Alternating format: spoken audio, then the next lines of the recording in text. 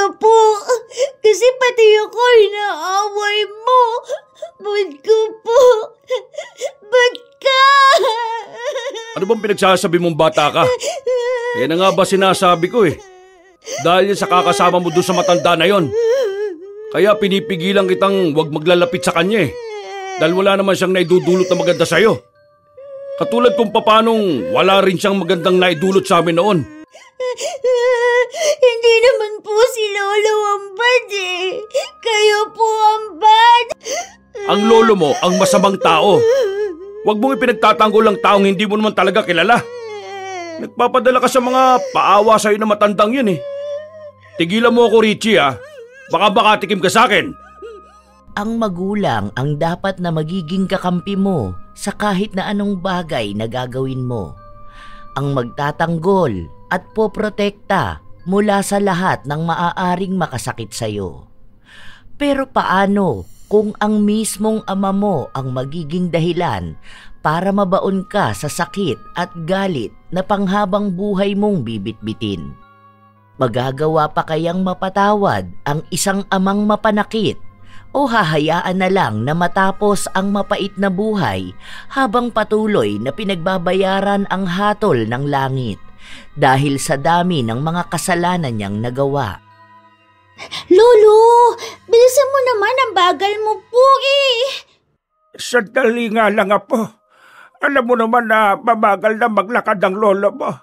Nanginginig ang tuhod ko sa paghakbang-hakbang. Ayun, wala na. Tapos na. Ang bagal mo kasi, Lo. Para ka pong pagong maglakad. Hindi na natin naabutan ng fireworks. Dapat hinintay na lang natin ang bagong taon eh.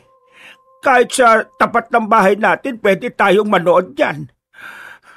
Hinihingal lang ako sa ginagawa nating pagmamadaling maglakad. Oh, magdahan ka dyan. Baka ka madapa. Kasi naman po, kung binilisan niyo lang po maglakad ng konti, sana nakita natin yung fireworks. Paborito ko pa naman pong pinapanood yun. Bakit po kasi ang babagal maglakad ng mga matatanda? Talagang tinanong mo pa ako, ano? Halika na. Umuwi na tayo. Madilim na rin. Baka hanapin ka na ng tatay mo. Lolo, bakit po hindi kayo nakatira sa bahay namin? Bakit po doon kayo sa maliit na bahay niyo nakatira po? Di ba po? Dapat kasama po namin kayo. O kaya po doon kila Tita Letlet kasi yun, malaki ang bahay nila. Gusto ko kasi doon sa bahay ko. Kasi nung mga bata pa ang mga anak ko, ang tatay mo at ang mga tito at tita mo, doon kami nakatira. Naalala ko lang ang mga kabataan nila. May mumu po doon. Ikaw talagang bata ka, oh. Walang mumu doon. Di naman ako takot sa multo eh. Okay po, walang mumu doon kasi mas matanda kayo sa mumu. Natawa na lang si Lolo Pael sa mga salitang sinabi ng kanyang apo. Halata ang kainosentehan sa mata ng bata dahil sa dami ng mga tanong nitong hindi naman din madaling bigyan ng kasagutan dahil alam ng matanda na masyado pang bata si Richie para maintindihan kung ano nga ba talaga ang mga nangyayari. Maputik ang daan nila papunta sa bahay ni Lolo Pael, kaya nakaalalay lang sa kanya ang apo. Pinagsasabihan niya rin ito na mag-ingat dahil baka madula siya at yun na nga ang nangyari. Nadula si Richie sa harapan ng bahay ng kanyang lolo. Apo, halika. Tulugan na kitang tumayo. Ang sabi ko naman kasi sa iyo, mag-ingat ka. Alam mo naman na madula sa parte na yan. O yan o, may masakit ba sa'yo? Ang sakit po ng braso ko, Lo. Tumama po sa bato. Hala, may sugat ka o. Halika, gagamutin ko muna yan bago ka umuwi sa inyo. Alam ko po, hindi niyo natatandaan kung nasaan ang panggamot ninyo. Grabe ka sa aking bata ka. Pinapamukha mo talaga na sobrang tanda ko na. Inaalala ko pa naman yon. Nailagay ko yun sa taas ng aparador ko. Mali po. Kasi po, wala na kayong aparador. Ay, oo nga pala. Tama ka. Doon ko inilagay sa, doon sa, saan ba yun? Oh, di ba po? Sabi ko sa inyo sa sobrang tanda po ninyo, hindi niyo na po maalala. Kailangan pa naman nating gamutin yan. Dahil baka may lumabas na pari dyan. Si Lolo talaga. Noong panahon po ninyo lang po, may lumalabas na pari sa sugat. Hindi na po yung ginagamit na panakot sa mga bata ngayon. Ang mga kabataan talaga ngayon, no? Ang hirap na takutin. Ibang-iba sa amin noon. Habang nagbibiruan ang maglolo, bigla namang dumating ang ama ni Richie. Naglalakad pa lang siya palapit sa dalawa, ramdam na ang mabigat niyang presensya. Richie, di ba sinabi ko na sa iyo kapag ganitong oras umuwi ka na? Ano ba bang ginagawa mo dyan, ha? Hinatid ko lang naman po si Lolo sa bahay niya. Kasi po, manonood po sana kami ng fireworks po. Kaso tapos na po. Bakit kailangan mo pang ihatid yung matanda na yan? Marunong yang umuwi sa bahay niya. Kung hindi man yan makauwi, hayaan mong dyan sa kalsada yung matulog. At nang mamatay na yan. Well, wag mo naman iparinig sa anak mo mga ganyang salita. At bakit hindi? Kung yun naman talaga ang gusto kong sabihin. Tara na, umuwi ka na. Ano yan? Bakit may puti ka sa katawan mo? Ang dugyot mong bata ka. Maligo ka nga muna bago ka matulog. Bye-bye po, Lolo. Good night po. Good night din na po ko. Hindi tumitigil si Emil sa paninermon sa anak niya hanggang sa makauwi ito sa kanilang bahay. Hindi naman yun malayo sa bahay ni Lolo Pael. Sa likod lang naman yun ng bahay ng matanda dahil nakatira sila sa iisang compound. Sa katunayan, 5 silang magkakapatid at si Emil ang panganay. Ang 2 pa niyang nakababatang kapatid ay sa ibang bansa na naninirahan kasama ang kani-kanilang pamilya. Nang makarating sa bahay ang mag-ama, agad naman ding sinunod ng bata ang utos sa kanya na maligo na. Nang matapos si Richie, sakalang napansin ni Emil na may pasa sa braso ang anak. Ano nangyari dyan? Ano yan? Bakit may sugat ka rin? Sabi mo nga sa akin kung anong ginawa sa'yo na matandang yon. Aray ko po, tay! Huwag niyo pong diinan na sugat ko. Masakit po. Sinaktan ka ba nun? Hindi po, tay. Nadulas po ako kanina, aray. Tapos po, tumama po ang braso ko sa bato. Aray! Saka, bakit naman po ako sasaktan ni Lolo? Mabait naman po siya. Aray! Huwag kang magpapalin lang sa bait-baitan ng hayop na yun, ha? Ikaw, ha? Huwag kang maglalalapit sa lolo mo. Ilang beses na kitang pinagsabihan na huwag ka nang pupunta sa kanya, di ba? Naaawa po ako kay Lolo kasi po malungkot siya. Kapag sinabi kong huwag kang pupunta doon, huwag kang pupunta. Tigas talaga ng ulo mo, ha? Mukhang kailangan ka pang paluin para lang makinig sa akin. Tay, huwag po. Aray ko po. Sakit po ng palo niyo sa akin. Tama na po, aray. Nasasaktan po ako, tay. Tama lang sa'yong paluin ka. Hindi mo ako pinapakinggan eh. May sarili ka ng desisyon sa buhay mo. Akala mo ba, kaya mo nang tumayo sa sarili mong mga paa? Ha? Ayoko sa lahat ng sinusuway ang utos ko, ha? Nakita mo naman ang mga kuya mo. Nakikinig sila sa sinasabi ko. Ikaw ang bata-bata mo pa. Halatang magiging suwail ka eh. Ayan, kasama mo yan sa lolo mo. Nahahawa ka na sa kasamaan ng ugali niya. Tatay, tama na po. Aray ko po. Hindi tumigil si Emil kahit na nagmamakaawa na ang kanyang anak. kung saan-saang parte ng katawan ni Richie lumalatay ang sinturon. Noon pa man, palagi nang sinasaktan ni Emil ang kanyang mga anak. Sa tuwing magagalit siya, wala na siyang ibang naiisip na gawin kundi bugbugin ang mga bata. Kahit napigilan siya ng kanyang asawa, ginagawa niya pa rin. Yun ang paraan niya para raw maging disiplinado ang kanyang mga anak. Kaya takot sa kanya ang lahat. Wala sa kanilang sumusuway sa kanya maliban sa bunso niyang anak at nag-iisang babae na si Richie. Kaya mas madalas na ito ang napapalo niya. Puno ng gigil si Emil, para bang hindi na niya nakikita bilang 9 na taong gulang na bata lang si Richie. Basta mailabas niya lang ang galit na may mas malalim na pinanggagalingan. Matagal pa bago niya tinigilan ang pagpalo sa anak. Walang ibang ginawa ang bata kundi ang sumigaw sa pag-iyak. Siguro naman magtatanda ka ng bata ka. Huwag ka nang pupunta sa bahay ng matandang yan, ha? Huwag mo na rin siyang dadalhan ng pagkain. Hayaan mo sumamatay sa gutom. Hindi na kumibo si Richie. Umiiyak lang siya habang nakatingin sa kanyang ama.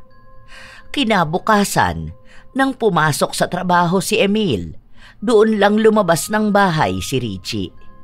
Nagdala siya ng pagkain sa kanyang lolo. Alam yon ng kanyang ina dahil yun mismo ang nagtabi ng pagkain na ibibigay kay Lolo Pael. Lolo, gising ka na po. Bilisan mo, nagugutom na po ako. Sabay na tayong kumain. Nagluto si Mama ng adobong isda. Lolo, bilisan mo naman po. Ay, para ka na naman pong pagong. Abay, sandali lang naman apo ko. Hindi nga makabangon ang lolo mo oh. Ay, wala na. Matanda na nga talaga. Uugod-ugod na po. Hindi pa ako uugod-ugod.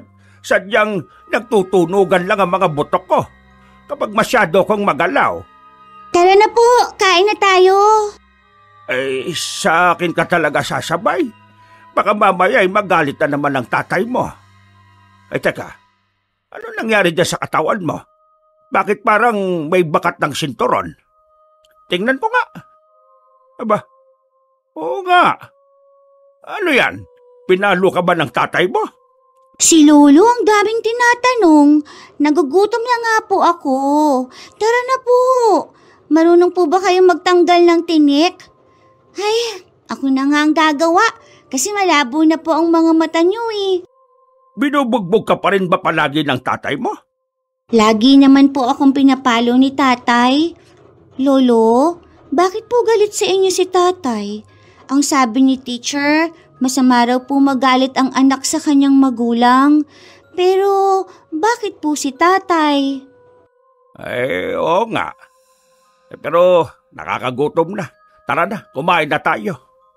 Iniiwasan ni Pael ang mga tanong sa kanya ng kanyang apo dahil sa pakiramdam na hindi pa rin naman siya handang sagutin yon. Sa paglipas ng mga araw, palihim na nagpupunta si Richie sa kanyang lolo. Kapag walang pasok ang kanyang ama, palagi lang nasa bahay si Emil. Kaya hindi rin gaanong nakakakain si Pael, kaya labis ang pag-aalala ng kanyang apo. Iniisip niya rin kasi na matanda na ang kanyang lolo, tapos magugutuman pa ito. Kung hindi siya magdadala ng pagkain, wala ni isa sa mga kamag-anak nila ang gagawa nun. Kahit ang mga pinsan niya, umiiwas sa matanda. Kapag naman tinatanong ni Richie ang dahilan, ang sagot lang ng mga yon ay pinagbabawalan sila ng kanilang mga magulang. Nang sumapit ang linggo, magkasama ang maglolo na pumunta sa simbahan. Lolo, uuwi na po ba agad tayo? Nagugutom po ako. Ang bango ng Chicken Joy. Tara po sa Jollibee. Eh, sandali lang apo ha. Titignan ko kung may pera pa si lolo. Grabe naman po yung wallet nyo, Lo. Para pong kasing tanda nyo na yan, ah. Gagamba na lang po ata laman yan, eh. Ay, may laman naman to, oh. tingnan mo, may 20 pa ako. Magkano ba yung chicken joy na yan? 15 pesos ba? Hala, wala na pong ganon, Lo. Kawawa naman po kayo. 20 na lang po pera nyo. Buti pa po ako. Eto po may ano ako. 50 plus 40. Inipon ko po yan sa baon ko. Wow! Ang galing naman talaga ng apo ko. Nag-iipon ka, maganda yan. Opo, mag-iipon po kasi ako para ipapaayos ko yung bahay mo. Iipunin mo yan? Akala ko bibili ka ng chicken joy? Iipon na lang po ako sa sunod. Gugutom na po ako Ito po lagay niyo sa wallet niyo para may laman naman po yan. Hindi po yung puro sapot ng gagamba ang nandyan. Masaya ang maglolo habang magkasama silang dalawa. Dahil iisa lang ang pagkain na pwede nilang mabili, hinati yon ni Richie. Noong una ay ayaw tanggapin ni Lolo Pael, pero sa huli ay kinain niya rin ito. Matapos nun ay naglakad na ulit sila pauwi sa kanilang bahay. May kalapitan lang din naman yun at ang sabi ng matanda ay mas gusto niya ang naglalakad dahil mas nagiging aktibo ang kanyang katawan. Sa pagpapatuloy nilang maglakad, napahinto si Lolo Pael sa isang tindahan ng mga laruan malapit sa paaralan. May mga nagbebenta pa rin pala ng trompo. Nakakatuwa naman. Naalala ko bigla yung kabataan ko. Hilig namin maglaro ng ganyan noon. Buti po, naaalala niyo pa. Ayan ka na naman. Mga asar ka na naman sa akin. Halika na nga. Umuwi na tayo at baka maabutan ka na naman ng tatay mong nasa labas at kasama mo pa ako. Nagpatuloy sa paglalakad ang dalawa hanggang sa makauwi sila. Sakto naman nakalalabas lang ni Emil sa bahay nila at nasa lubong ang dalawa. Bakas ang takot sa mukha ni Richie dahil alam niyang bubugbugin na naman siya ng kanyang ama. Dahil sa hindi na naman niya sinunod ang utos nito. Sa lubong ang mga kilay ni Emil, halatang galit siya. Nakatingin siya kay Richie hanggang sa ibinaling niya ang tingin sa kanyang ama. Umuwi ka na sa bahay, Richie! Bilis! Agad namang tumakbo pa uwi ang bata. Naiwan ng mag-ama at ramdam ang tensyon sa kanilang dalawa. Huwag mo naman bugbugin ang anak mo. Saan na naman kayo nang galing, ha? Mukhang nagsamba ka. Kasi linggo ngayon. Alam mo, mas maganda siguro kung sama-sama tayong pamilya na magsamba, no? Pamilya? May pamilya ka pa pala? Saka anong kalokohan niyang pinaggagawa mo? Samba-samba ka pa dyan matagal nang nasusunog ang kaluluwa mo. Kaya nga hindi ka pa mamatay-matay kahit matanda ka na Dahil kahit si Satanas natatakot sa'yo. Kasi sa dami ng mga kasalanan na ginawa mo, pwede mo na siyang palitan sa trono Emil, matagal na ako nagsisisi sa mga ginawa ko. Ilang beses na akong humingi ng tawad sa inyo at sa Diyos. Ganap na ganap ka naman masyado. Kung si Richie mauuto mo dyan sa bait-baitan mong laro, ibahin mo ako. Ibahin mo kami. Dahil kilala ka na namin Kaya kung ako sa'yo, itigil mo na yung ginagawa mong yan. Dahil nagsasayang ka lang ng oras. Ano pang kailangan kong gawin para maging maayos tayong lahat? Kung alam nyo lang kung anong pagsisisi ang nararamdaman ko. Gabi-gabi kong sinisisi ang sarili ko. Kung mabibigyan nyo lang ako ng isa pang pagkakataon. Ngayon ka pa hihingi ng pagkakataon sa amin? Kung kailan wala na kaming nararamdaman sa'yo kundi ang galit? Wala akong pakialam sa mga sinasabi ng ibang tao sa akin na masama akong anak dahil pinapabayaan kita. Kung alam lang nila kung anong klaseng halimaw ka Binubuhay mo kami sa takot. Ginawa mo rin naman kaming halimaw katulad mo Kaya nga pinipilit kong ayusin. Dahil alam kong hindi pa naman huli ang lahat, anak. Bitiwan mo ko! Wag mo nga akong tatawaging anak. Dahil matagal na akong walang tatay. Ayoko na makipagtalo sa'yo. Tanggapin mo na lang ang katotohanan na kahit kailan, Hindi kita mapapatawad sa ginawa mo sa akin. Sa aming magkakapatid! Demonyo ka pa rin kahit na anong pagsamba mo. Dahil hindi niya mahuhugasan ang kasalanan mo! Malakas na itinulak ni Emil ang kanyang ama na siyang naging dahilan para matumba ito. Pagkabagsak niya sa lupa, natamaan niya pa ang isa pa niyang anak na naglalakad. Tinitigan lang siya nito habang hirap na hirap sa pagtayo. Letlet, anak, tulungan mo ngang tumayo si tatay. Hindi siya pinansin ng anak. Agad din itong umalis nang walang kahit na anong awa na mababakas sa kanya. Dahil sa nakita ni Pael, kumirot ang kanyang dibdib. Buhay na buhay pa siya, pero para sa kanyang mga anak ay matagal na siyang patay. Ilang araw pa ang lumipas, hindi lumalabas ng bahay ang matanda. Nakahiga lang siya sa kanyang lumang papag na sa tuwing gagalaw siya ay tumutunog. Mainit ang paligid dahil hindi siya binibigyan ng kuryente ng kanyang mga anak, kaya ang gamit niya lang ay isang pinunit na karton para gawing pamaypay. Ilang beses din siyang pinupuntahan ng kanyang apo pero hindi niya ito kinikibo. Dinadalhan siya ng pagkain para hindi raw siya magutom. Isang hapon, nagdala ng pagkain si Richie sa kanyang lolo. Pero hindi pa rin kumikibo ang matanda. Nakatingin lang siya sa bintana. Lolo, nakakakain ka pa po ba ng sapin-sapin kahit wala ka pong ngipin? Hindi ko yan mangunguya, apo. Baka abutin pa ako hanggang bukas ginunguya ko pa rin yan. Ganon po? Sayang. Okay po, wag na to. Ito na lang pong puto ang sa inyo. Tara na po, kain na tayo, lo. Habang inaalalayan ni Richie ang kanyang lolo palakad papunta sa lamesa, bumuhos naman ang malakas na ulan. Lo, bakit po? Kaamoy niyo yung amoy ng lupa kapag umuulan. Talagang naalala mo pa ako dahil sa amoy ng ulan, ano? Parang sinasabi mo na babaho si Lolo. Hindi naman po mabaho, pero po amoy lupa. Ikaw talagang bata ka. Kung ano-anong sinasabi mo. Ayan po.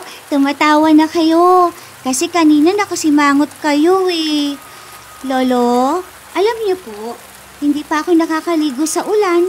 Kasi si tatay ayaw niya po eh. Magkakasakit daw ang tao kapag naliligo sa ulan. Gusto mo bang maligo? Pero wag lang tayong magbababad masyado, ha? At baka nga magkasakit ka at pati na rin si Lolo. Wow! Talaga po maliligo tayong ulan? Yay! Yay! Pinagbigyan ng matanda ang kanyang apo. Kahit na giniginaw siya dahil sa hangin at lamig ng ulan, isinantabi niya yon. Dahil masaya siyang nakikita si Richie na sinusulit ang pagkabata nito. Dahil lahat naman ng bata, nais na magtampisaw sa ulan. Lolo! Tingnan niyo po, kapag tumatama sa ulo niyo yung ulan, parang drum. Ganyan po pala maligo ng ulan ng mga panot. Ganon pala, ha? Mukhang dramang ulo ni Lolo, ha? Ikaw, yari ka sa akin kapag nahuli kitang bata ka. Halika rito! Habulin mo ako, Lolo! Ayan, hindi po ako tumatakbo, ha? Ang bagay niyo naman po. Hinihingal pa kayo. Huli kang bata ka! Ay, aray. Ang palakang ni Lolo. Parang matatanggal. Ang bigat mo naman, apo. Ay, nako, puwera usog. Hindi po ako mabigat. Matanda ka na po kasi talaga. Bleh! Nakatakas ako. Habulin mo ako, Lolo na panot. Habulin mo ako. Aba, sandali, apo. Dahan-dahan ka, baka ka madapa. Ay, nako, ayan na nga ba sinasabi ko. Ilang pala ka nahuli mo, ha? Lolo! Masaya ang maglolo na nagtatampisaw sa ulan. Baliwala kay Pael kung magkasakit man siya matapos nito, dahil kahit na paano ay natangay ng ulan ang lungkot na nararamdaman niya. Sa tuwing kasama niya ang kanyang apo, nagiging masaya siya dahil napapatawa siya nito. Para siyang bumabalik sa kanyang kabataan kung saan ang ulan ang nagsisilbing kaibigan niya. Isang panibagong alaala ang naranasan niya at ang naibigay niyang tuwa kay Richie. Ang inosenteng bata na nais maging masaya ang kanyang kabataan na may nais bauning kwento kasama ang kanyang lolo. Alam mo po, Lolo, sa tuwing uulan, ikaw na po ang maaalala ko. Bukod po sa kaamoy niyo ang lupa, sobrang saya ko rin po na naglaro tayo sa ulan at magkasama po tayong tumatawa. Ay nako, ayan, mukhang sisipunin ka na nga. Halika na, tama na yan. Baka ka magkasakit. Tara na sa loob. Lolo, pwede po ba na sa susunod po na uulan, maliligo po ulit tayo? Sobrang saya po kasi. Oo, pangako. Sa susunod na uulan, magtatampisaw ulit tayo sa labas. Puno ng pag-asa at saya si Richie dahil sa mga pangako ng kanyang lolo. Halos araw-araw siyang nag-aabang kung uulan na ba dahil gusto niya ulit makasama ang lolo niya at makitang totoong masaya ito. Ngunit walang dumating na ulan. Naging payapa ang langit. Lumipas pa ang mga araw. Hindi na ulit nasilayan ng bata ang ngiti sa mga mata ni Pael dahil sa iniisip nitong mga problema sa kanyang mga anak.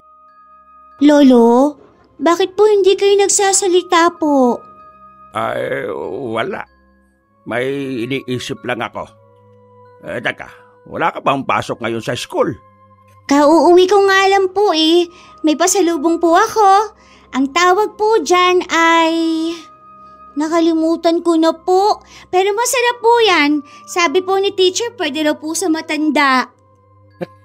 Makapuno ang tawag dito, apo. Paborito ko ito nung kabataan ko.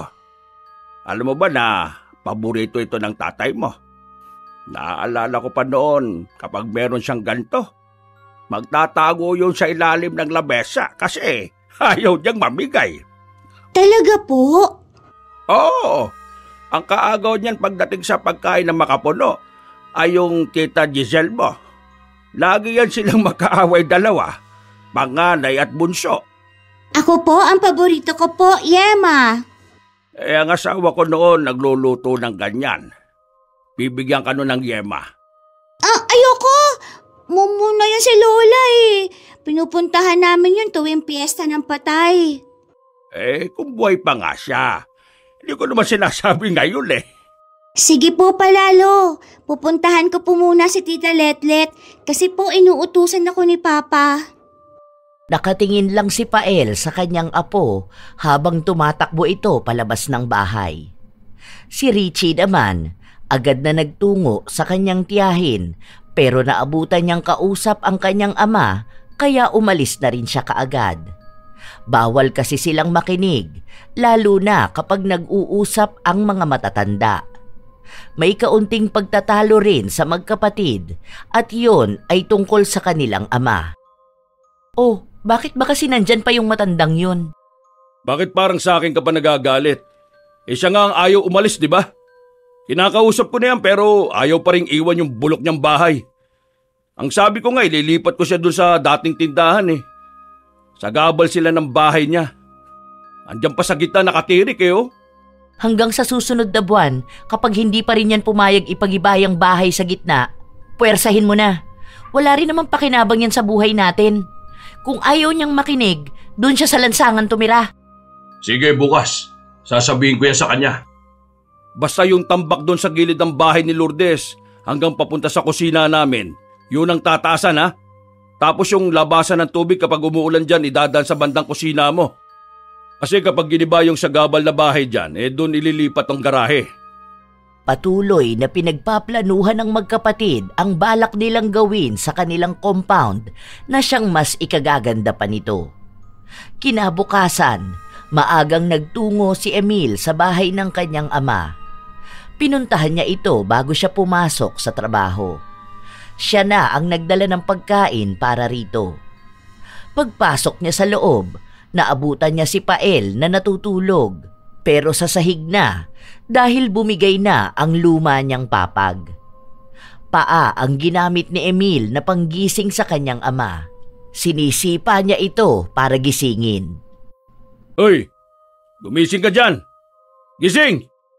Kapag di ka pa dyan gumising, sisipahin kita sa muka! Ano bang nangyayari, anak? May problema ba? Napag-usapan na namin ni Letlet yung pagpapagiba nitong hawla mo. O ano bang tawag mo rito? Basta, itong mukhang kulungan ng aso. Anong ipapagiba? Hindi ba nakiusap na ako sa inyo na huwag nyo na sanang pakialaman tong bahay? Lumang bahay natin to. Ang dami nating alaala rito ng pamilya natin. Alaala? Bakit? May maganda ka bang alaala na iniingatan dito, ha? Ayos. Ikaw lang ang may alam nun. Anak, dito kayo lumaki ng mga kapatid mo. Bawat pader nito, naging saksi kung paano nyo unti-unting nabot ang mga pangarap ninyo. Huwag nyo naman sanang ibasura ang mga alaala na yon. Anak, nakikiusap ako sa iyo. Parang awa mo naman na. Kung gusto mo, lumuhod pa ako sa harapan mo, gagawin ko. Di mo na kailangan gawin yan. Nagdesisyon na kami. May titirhan ka pa rin naman dun sa dating tindahan. Ayun, kasya ka naman dun eh. Mas maayos yun kaysa rito sa kulungan mo. Ano ba pinagmamalaki mong alaala sa bahay na to? Gusto mo bang ipaalala rin sa amin kung ano mga nasaksihan ng mga pader na ito?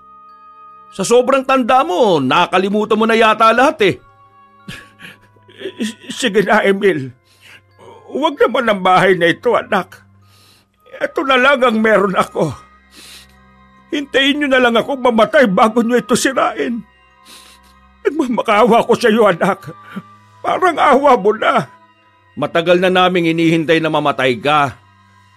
Kung alam mo lang, araw-araw kong pinagdarasal na mamatay ka na sana eh. Pero sadyang ang mga masasamang damo, matagal talaga mamatay. Ano bang gusto mong gawin ko para lang pagbigyan mo ko? Sabihin mo lang. Alam mo kung anong pwede mong gawin? Mamatay ka na. Yun, mas mainam. Para naman hindi mo na rin kami pahirapan. Hayaan mo, kapag namatay ka na, ipapalibing ka pa rin naman namin eh. Pero di ka na nga lang ibuburol kasi wala rin namang magbabalak na dalawin ka. Hindi rin naman uuwi mga anak mo. Dahil bakit ka nga naman pag-aaksayan pa ng panahon, hindi ba? Wala naman kayo sa akin. Itong bahay lang naman ang ipinapakiusap ko sa inyo eh. O sige na, aalis na ako. Dahil kailangan ko pa magtrabaho. Yun na ang napag-usapan. Sa ayaw at sa gusto mo, gigibain namin to. Ikaw lang naman ang nagpapahalaga sa bahay na ito eh. Kasi lahat kami, nakaranas kami ng impyernong buhay sa bahay na ito. Ay, oo nga pala. O ito, kumain ka na. Ay, ayan. Natapon pa sa sahig. Pero okay lang yan. Makakain pa naman yan eh. Sakto, mukhang kulungan ng aso ang bahay mo. At pang-aso rin dapat yung kinakain mo. Mas masahol pa nga dapat sa pagiging asong trato namin sa iyo eh. Kahit na anong pagmamakaawa ni Pael sa kanyang anak, wala itong naging pakialam sa kanya. Wala siyang naramdaman na kahit na anong awa.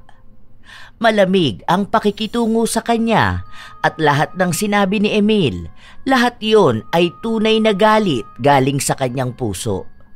Hindi lang naman isang beses narinig ni Pael ang paghiling ng mga anak niyang mamatay na siya dahil sa tuwing nakikita siya ng mga ito, yon ang sinasabi sa kanya. Nanginginig ang mga kamay ng matanda habang kinukuha ang pagkaing nahulog sa sahig. Pinipilit niyang kainin yon kahit na dumudurog sa pagkatao niya ang mga ginagawa niya. Mag-isa siyang umiiyak habang kumakain. Halo-halo na ang emosyon niya dahil ayaw niyang mawala ang bahay niya. Pinahahalagahan niya ang mga nakaraan nilang buhay na ganon kabilis lumipas. Pero tama nga si Emil, siya lang ang taong nagpapahalaga sa mga alaala ng nakaraan. Nang makabawi ng lakas si Pael, lumabas siya para kausapin naman ang anak niyang si Letlet. Matagal na siyang hindi kinakausap ng anak at para lang siyang hangin kapag nakikita siya nito. Pero para lang maisalba ang bahay niya, pakikiusapan niya ito. Anak, kausapin mo naman ang kuya mo. Ayaw niya akong pakinggan eh. Maawa ka na sa akin. Bakit ko naman kakausapin si kuya kung pabor din naman ako sa gusto niya? Parang awa niyo na. Pagbigyan niyo ako. Luluhod na rin ako sa harapan mo. Pakinggan mo lang ako. Kahit pahalikan mo ang pa ako, wala ka na magagawa. Kahit ilang pagmamakaawa pa yan, kahit na ilang luha pa yan, hindi yan tatalab sa akin. Kung paanong hindi rin tumalab sa'yo yung araw-araw naming pagmamakaawa sa'yo noon. Yung ginagawa mo, mas malala pa ang ginawa namin noon, di ba? Mas malala pa sa pagluha ng dugo para lang kaawaan mo kami. Pero anong ginawa mo? Hindi mo kami pinakinggan. Kaya huwag kang umasa na pakikinggan ka rin namin ngayon. Alam ko ang mga kasalanan na nagawa ko noon. Kaya nga ako patuloy na humihingi ng tawad sa inyo eh. Nagbago naman ako. Gusto kong ipakita sa inyo na hindi na ako masama yung ama noon. Hindi ako naniniwalang nagbabago ang demonyo. Yung pagkukunwari mong mabuting tao ngayon, kahit na kailan hindi niyan mabubura ang kademonyohan mo noon. Kaya wag mo ipagmamakaawa sa amin ang pagiging ama mo kung hindi mo rin kami kinaawaan noon bilang mga anak mo. Wala ni isa sa mga anak ni Pael ang naawa sa kanya. Simula nung lumaki ang mga anak niya, hindi na nila nakikita ang kanilang ama at kahit nakatiting na awa ay wala na silang nararamdaman. Kaya hinahayaan na lang nila ito kahit pa hindi ito kumakain. May mga ibang taong tumutulong kay Pael, lalo na ang mga kasama niya sa pagsisimba. Ang iba sa kanila ay nag-aalok ng patirahin siya sa kanilang bahay pero sadyang ayaw ng matanda na iwan ang luma nilang tahanan. Malaki ang pagpapahalaga niya sa mga naiwang kwento roon. Ilang araw pa ang lumipas, nanatili ang pagmamakaawa ng matanda sa kanyang panganay na anak dahil alam niya na si Emil lang din ang makakapagpabago ng desisyon ng kanyang mga kapatid. Habang naghihintay ang matanda na umuwi galing sa trabaho si Emil, nakikipaglaro sa kanya si Richie. Lo, may ipapakita po ako sa inyo. Project namin sa school. Ito po oh, gumawa po kami ng family tree. Wow! Ang galing naman ng apo ko.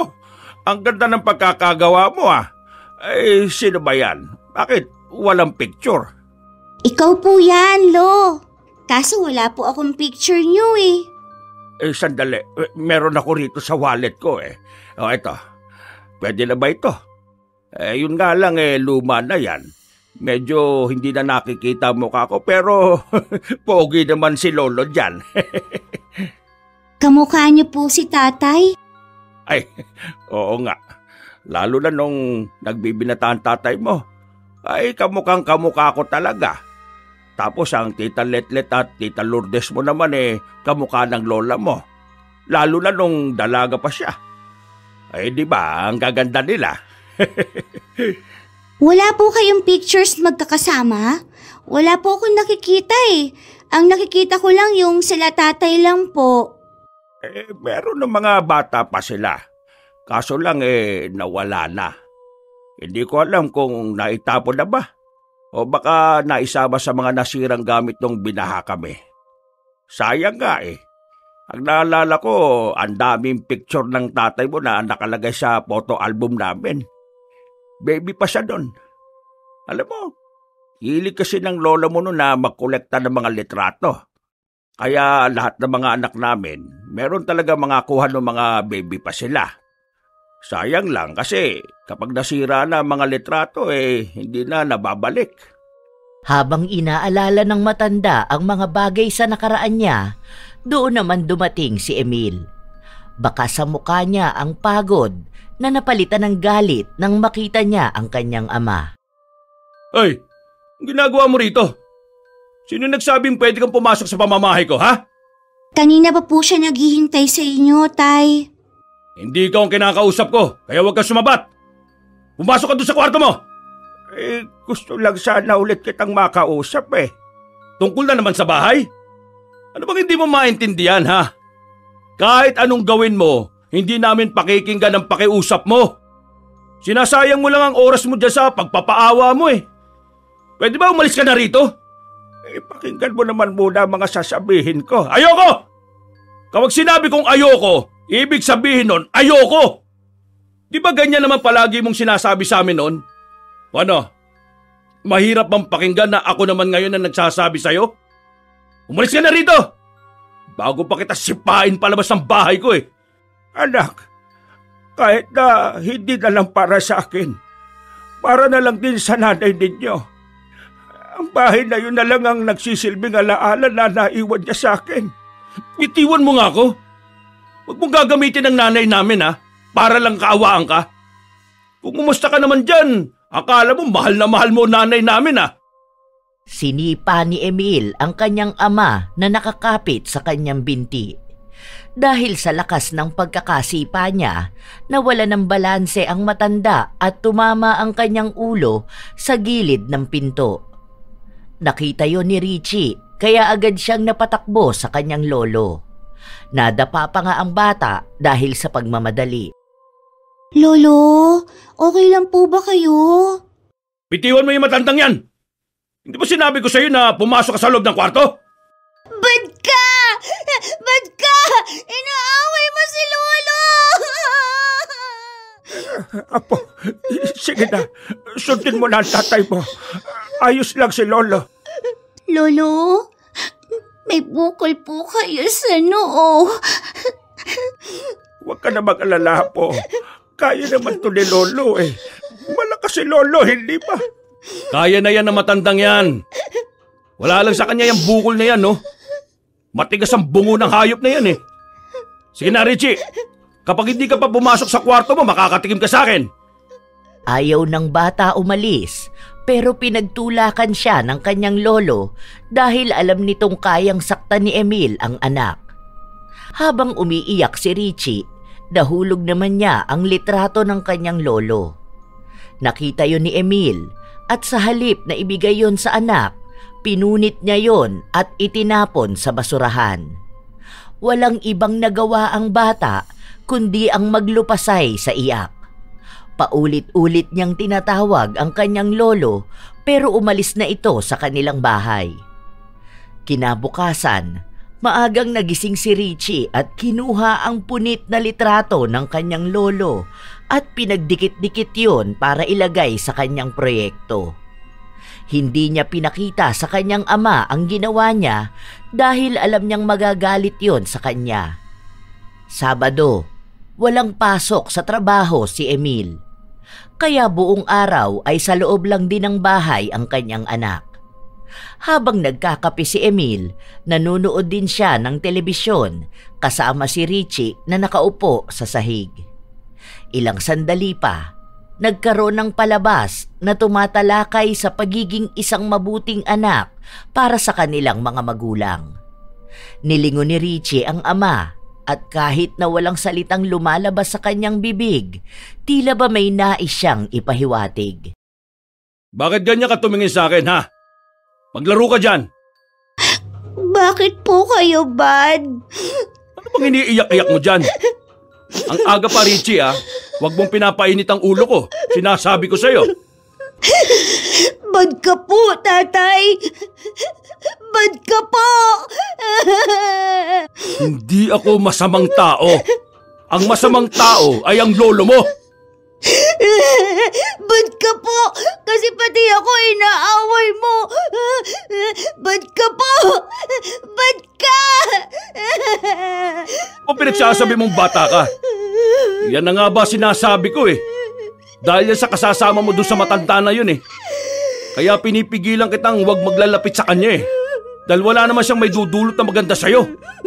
Katulad kung paanong wala rin siyang magandang naidulot sa amin noon. Hindi naman po si Lolo ang bad. Kayo po ang bad.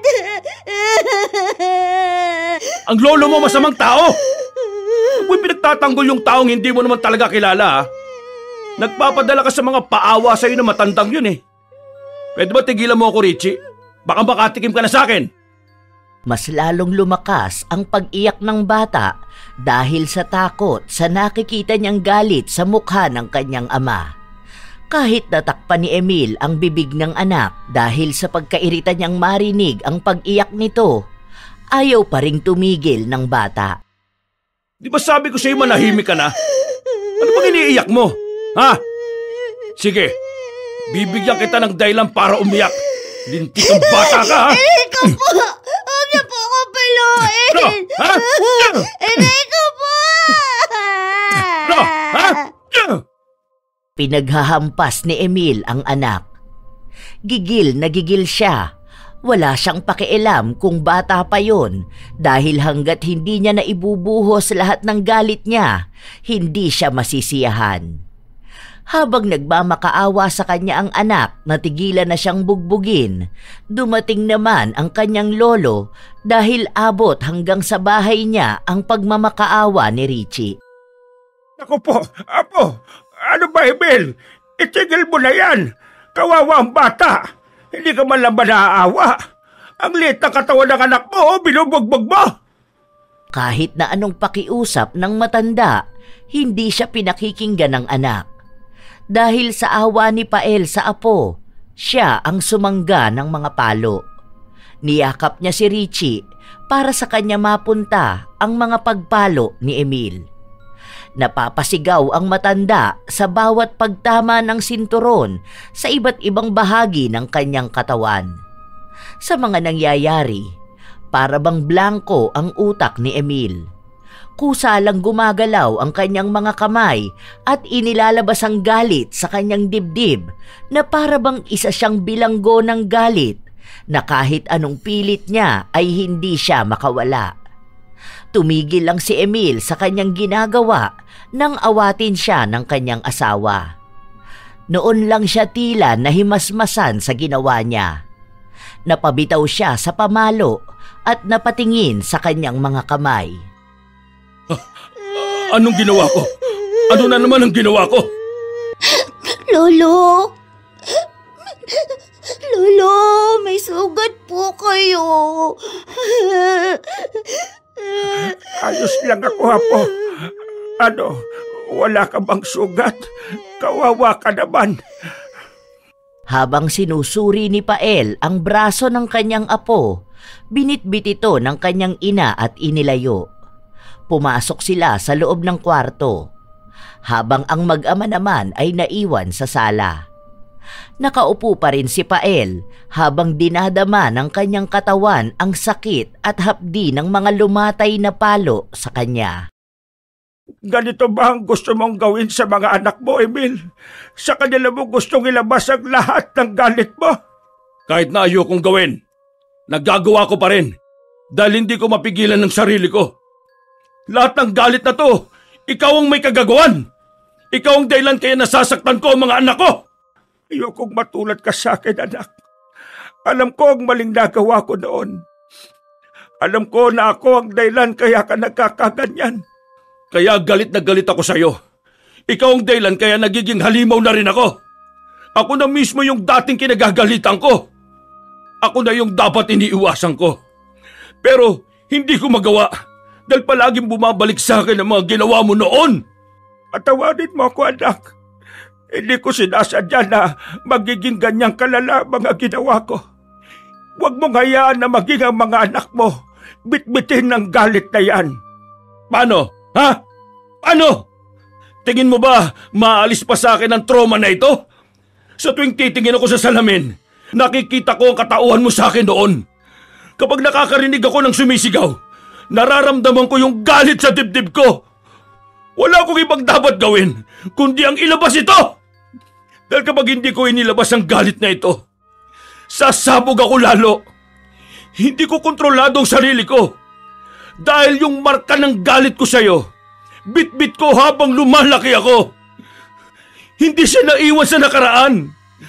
Kasabay kong lumaki ang galit na yon. Parte na siya ng pagkatao ko. Nakakapit sa akin. Hindi ako makawala. Anak, patawad. Patawad, anak. Alam ko na wala nang magagawa mga salitang sinasabi ko ngayon para mawala matinding pinsala na ginawa ko sa iyo noon. Ginawa ko sa inyo. Pero ayokong mabuhay ang mga anak mo sa kaparehas na buhay na pinaranas ko sa inyo noon. Huwag mong gawing impyerno ang buhay nila.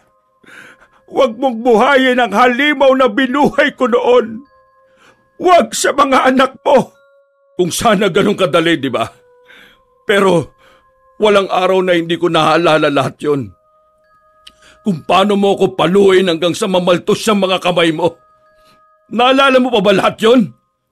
Nung nahuli kitang may kasamang babae, sa halip na ikaw ang humingi ng tawad, ako pa ang sinaktan mo. Eto, tingnan mo ang nasa noo ko. Ayan, isa sa marka na iniwan mo sa akin. Ito yung panahon na sa galit mo sa akin, paulit-ulit mong inuuntog ang ulo ko sa lamesa. Hindi ka pa nasihan nung umiiyak ako at nagmamakaawa sa'yo na itigil mo na. Paulit-ulit yun. Kahit nababalot na ng dugo ang mukha ko, hindi ka pa rin huminto. Naalala mo ba kung paano mo dinurog sa katawan ko yung kawayan na pamalo? Sobrang miserable ang buhay ko. Habang nakikita ko rin kung paano mo bugbugin ang nanay ko at ang mga kapatid ko. Wala akong magawa noon.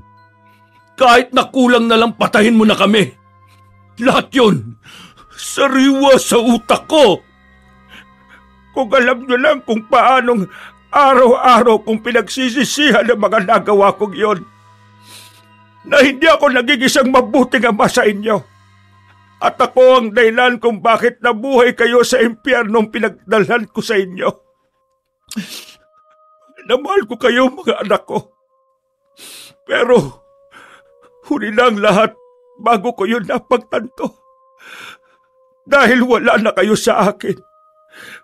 Wala na ang pagmamahal nyo para sa akin. Tama ka. Walang pagmamahal. Dahil ang naiwan na lang sa amin ay galit. Yun ang galit na hindi kami tinantanan gabi-gabi.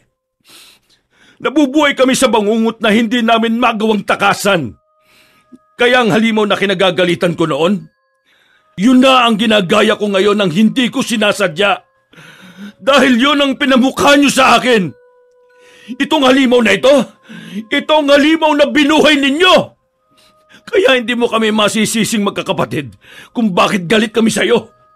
Ikaw rin ang dahilan kaya namatay si nanay. Sa sobrang sama ng loob niya sa'yo at sa mga pananakit mo sa kanya. Wala kang ibang mahal kundi ang sarili mo.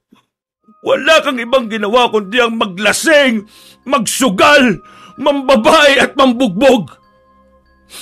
Ano ang pinagmalaki mo sa amin? Ang pagbibigay mo ng makakain namin? Pero kapalit naman nun, ang pang-aabuso mo sa katawan namin, ha? Hindi ka pala matatawag na halimaw eh. Dahil mas masahol ka pa sa halimaw. Mas masahol ka pa sa demonyo. Kung saktan mo kami noon, parang hindi kami tao eh. Oh, alam ko. Naiintindihan ko ang galit mo na yan. Pero sana, huwag yan maging dahilan para maging isa ka rin katulad ko. Dahil ayoko ang bersyon ko ng sarili kong yon. Kung may babalik ko lang ang panahon, babaguhin ko ang lahat. Mas lalo ko ipapakita sa inyo na mahal ko kayo. Na magiging isa akong ama para sa inyong lahat. Hindi ko hahayaan na ang sarili kong mga kamay ang pipilit sa mga balat ninyo. Na ang sarili kong palad ang magbabaw ng galit sa mga kaluluwa ninyo.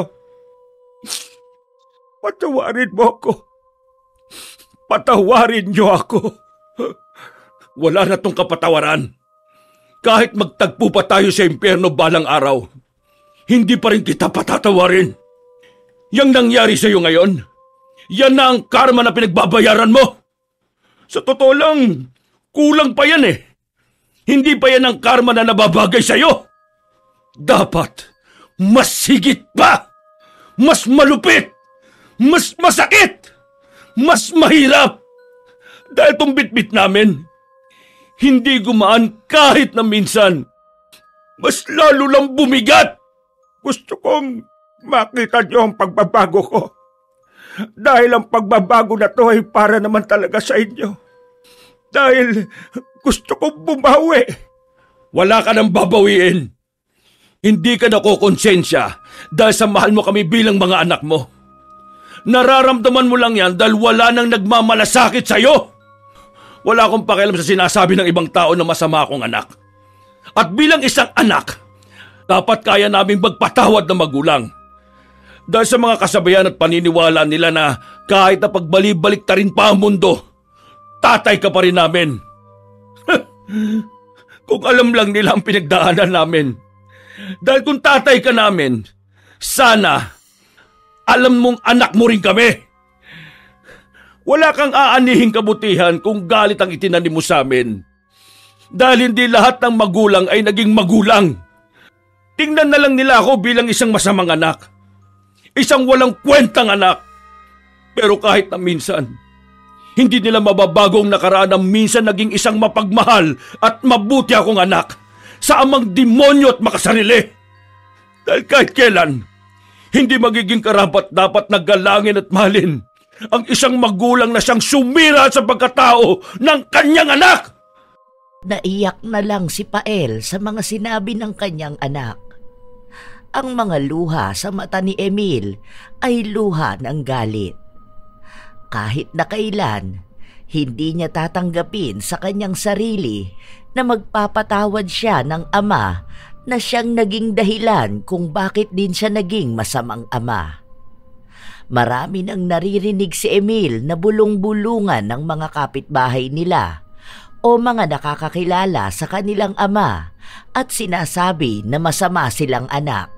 Dahil paano nga ba nila natitiis ang kanilang ama na mag-isa at nahihirapan habang sila naman ay masaya na sa buhay?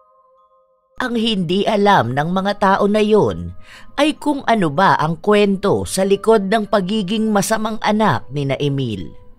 Na ang ugali ng anak ay isang refleksyon ng pagpapalaki ng magulang. Walang ipinanganak sa mundong masama ang ugali.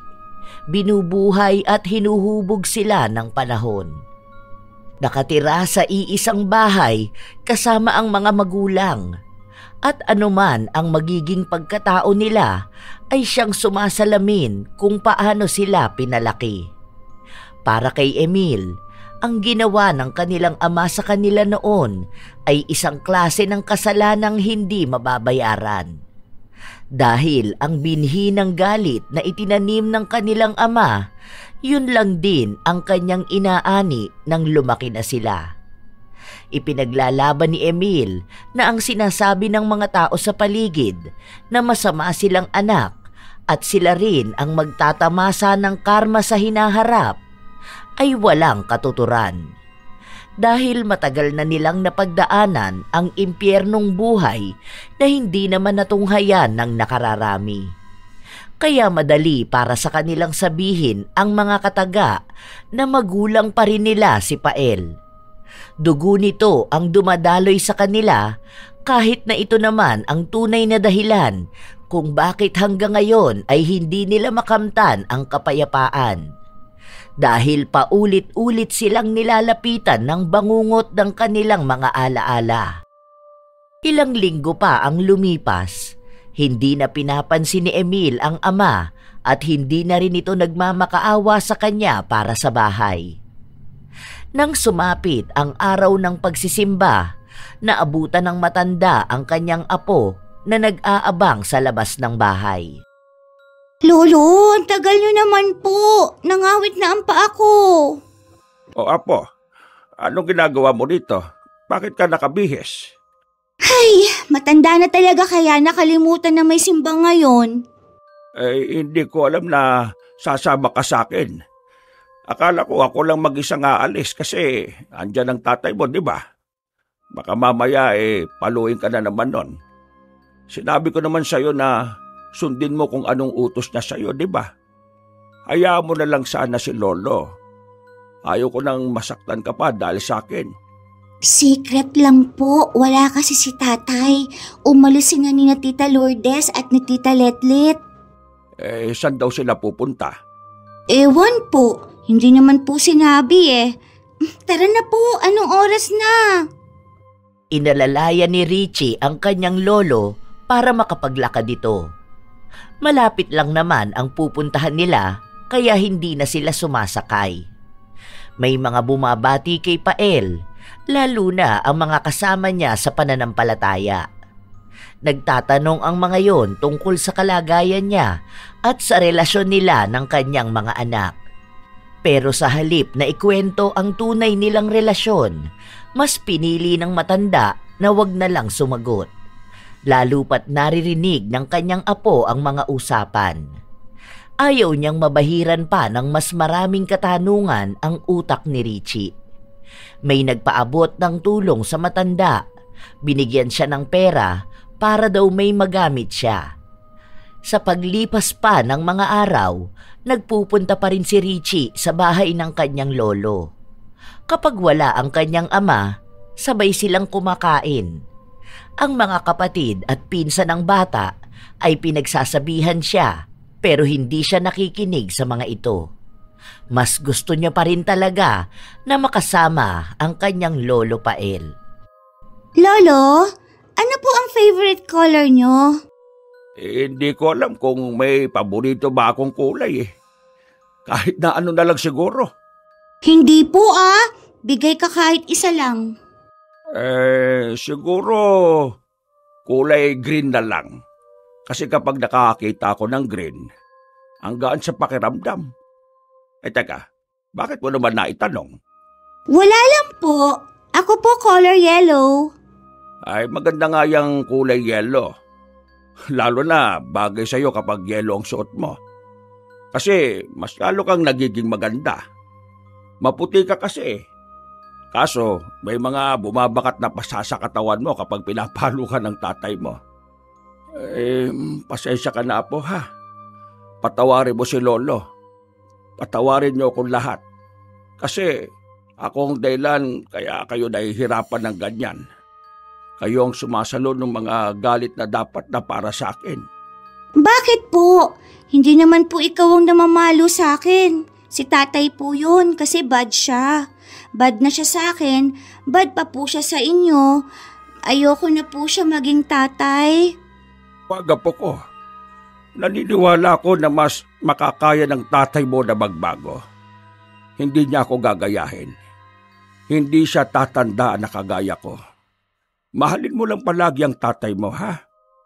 Hindi siya magiging halimaw kung hindi ako naging halimaw sa kanila noon. Ayokong dumating ang araw na mabubuhay din siya kung paano ko nabubuhay ngayon. Kasi itong nangyayari sa akin, ito na ang hatol ng langit sa akin. Kahit pala lumipas na ang mahabang panahon, hindi talaga kayang tumakas ng tao sa karma na dapat niyang pagbayaran. Maniningil at maniningil pa rin ito. Paunti-unti, pasakit ng pasakit. Hindi isang biglaan, para mas lalong ipamukha sa akin ang mga kasalanan ko noon.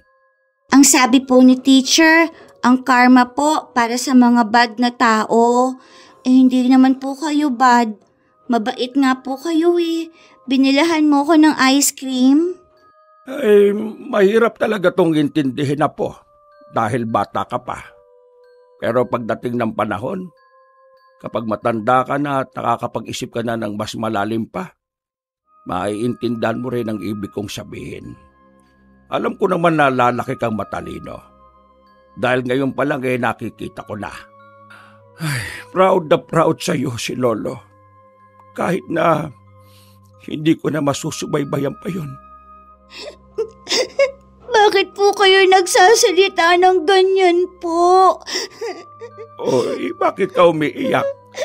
Baka may makakita sa atin akalain na inaaway kita. Sinasabi ko lang sa iyo na mahal ka ni Lolo. Lahat naman kayo ay mahal ni Lolo. Kaya nga lahat kayo gusto kong hingian kayo ng tawad. Dahil kahit kayong walang kinalaman nadadamay sa galit ng mga magulang nyo sa akin. Sana dumating ang araw na maghilom din ng sugat na bigay ko sa kanila. Kahit na alam kong nakaukit na yon sa kanilang pagkatao. Hindi na kaya pa ni Pael pigilan ang sarili. Naiyak na rin siya matapos niyang sabihin ang mga salita na yon. Doon niya lang napagtanto kung paano ba naniningil ang langit. Tunay na hindi siya ang makakaranas ng malalang ganti. Dahil ang malalang pambawi sa kanya ay ang makita niya ang mga taong mahal niya na nahihirapan. Ipapamukha sa kanya na kahit hilingin niyang siya na lang ang magdusa, sa ibang tao ito mapupunta at sa taong pinahahalagahan niya. Wala nang masasakit pa sa ganoong karma dahil natatamaan ang kanyang konsensya. Ilang araw pa ang lumipas, dumating na ang araw na sinasabi ni Emil, ang pagpapagiba sa kanyang bahay. Isang umaga ay nagising na lang si Pael na may naririnig siyang ingay na tila ba may gumigiba ng pader niya. Naririnig niya rin ang ingay sa labas at ang sigaw ni Richie. Nakaramdam siya ng kaba. Lalo pat nakikita niyang unti-unti nang bumabagsak ang ibang bahagi ng bahay niya. Dali-dali siyang lumabas.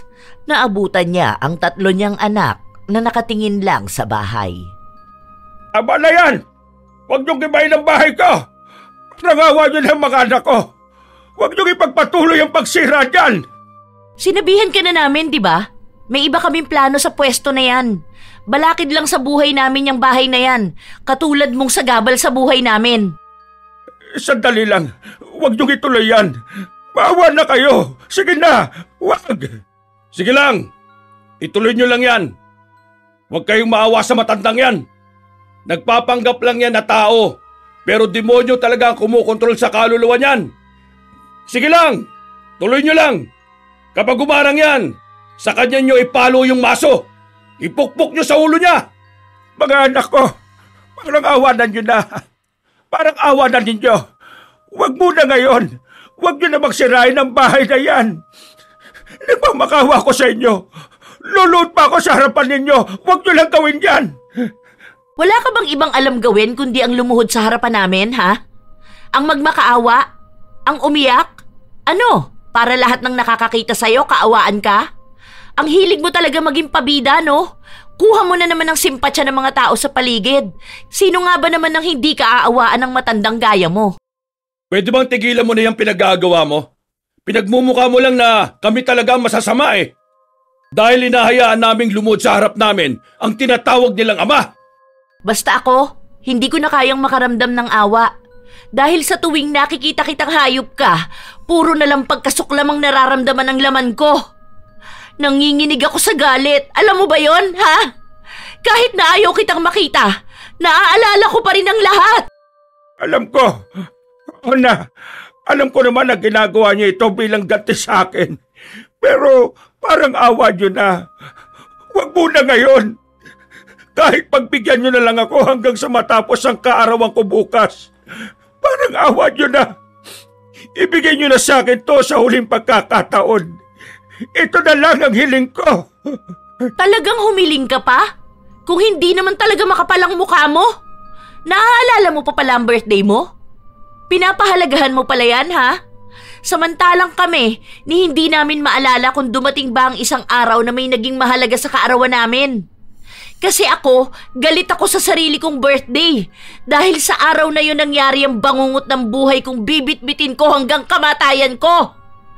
Ilang dekada na ang nakalipas. Pero tuwing sasapit ang araw na yon, sariwang binubulat-lat ang sugat na dala ng araw na yon. Naaalala mo pa ba yon? Birthday ko!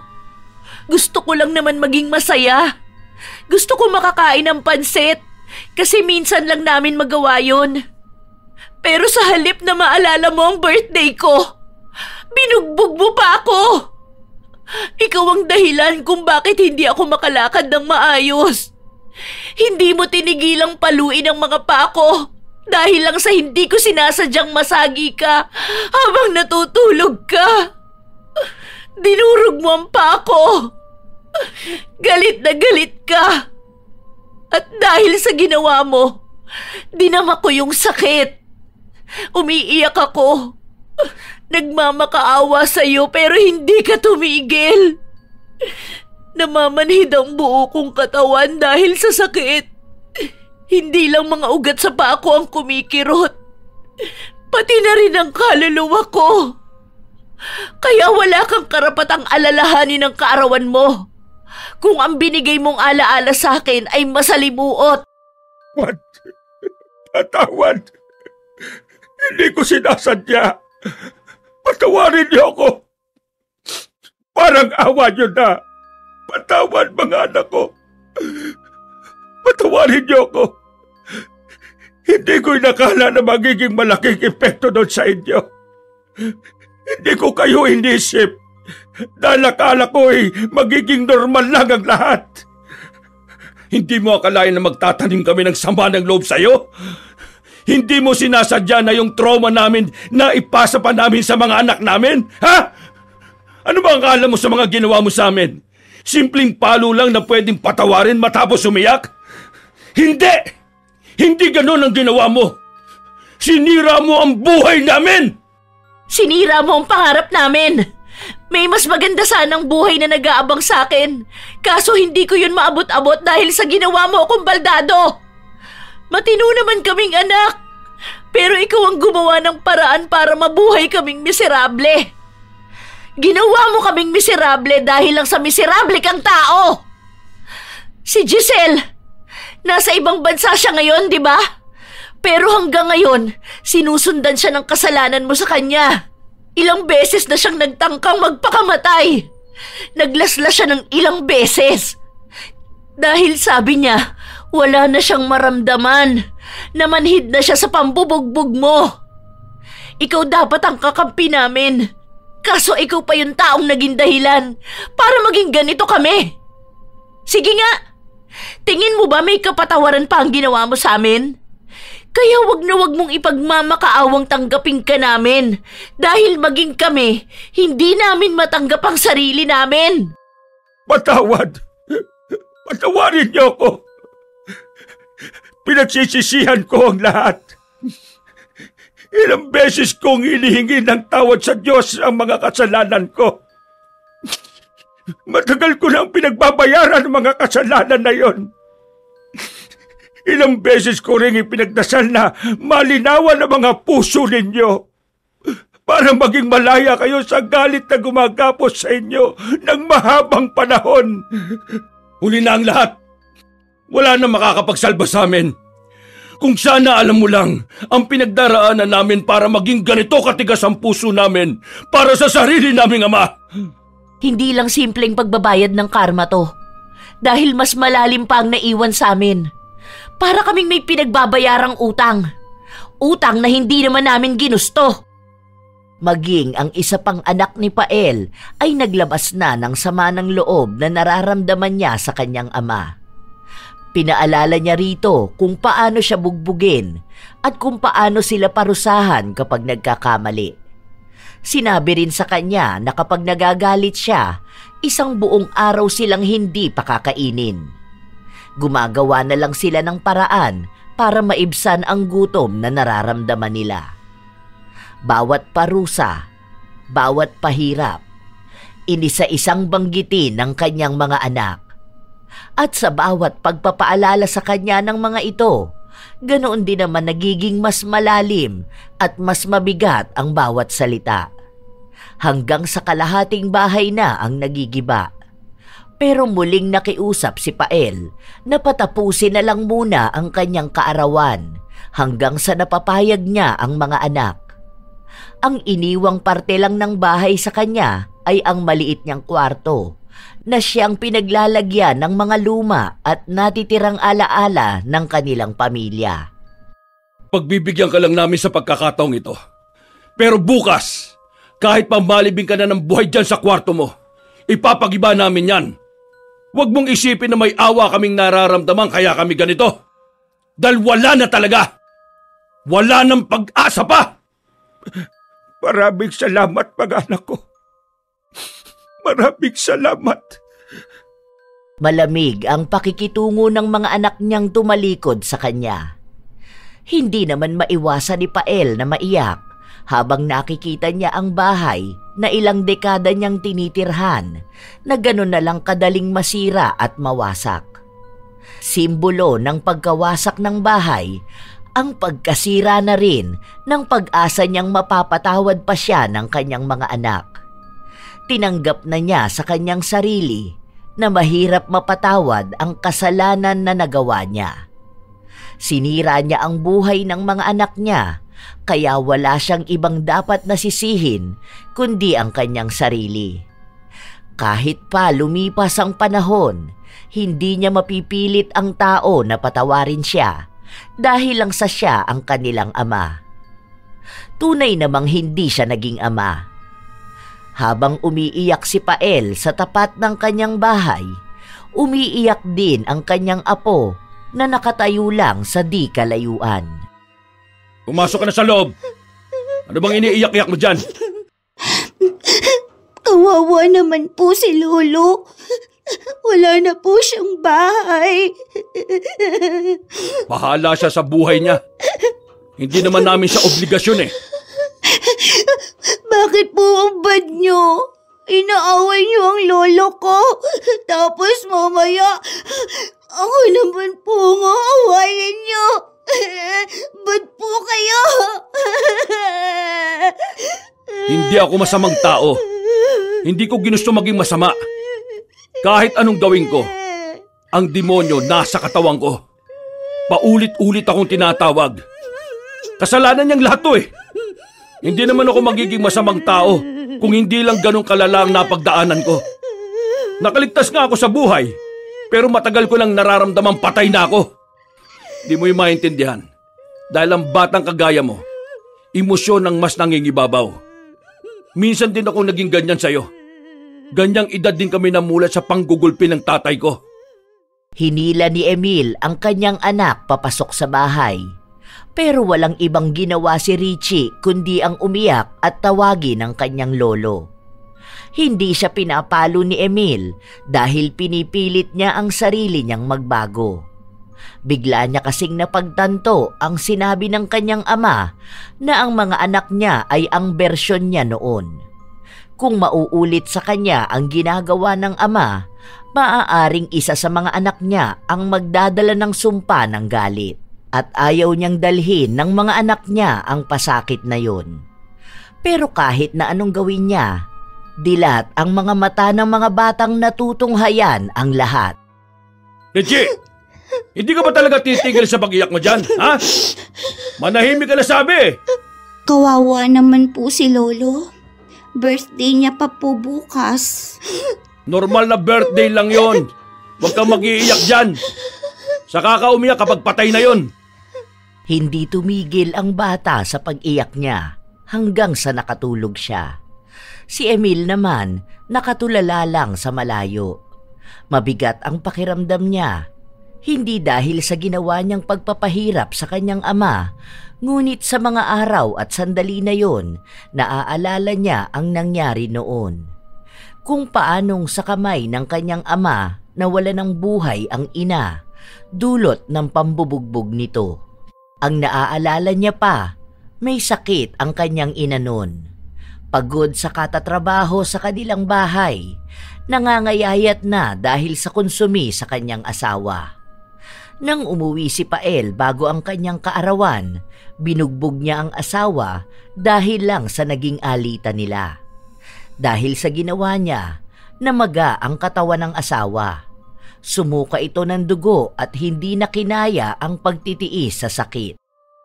Ilang dekada na ang nakalipas, Pero tila ba kahapon lang nangyari ang lahat.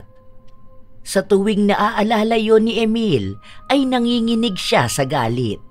Dahil kahit na gano'n na ang sinapit ng kaawa-awa niyang ina, hindi nagbago ang ama. Mas naging masahol palalo. Minsan nilang hiniling na sana ay pinatay na lang din sila para kahit na paano ay natahimik sila. Pero hindi. Mas masahol pa sa kamatayan ang dinanas nila. Bitbit pa rin nilang lahat ang galit at sakit. Yon ang pumapatay sa kanila ng paulit-ulit.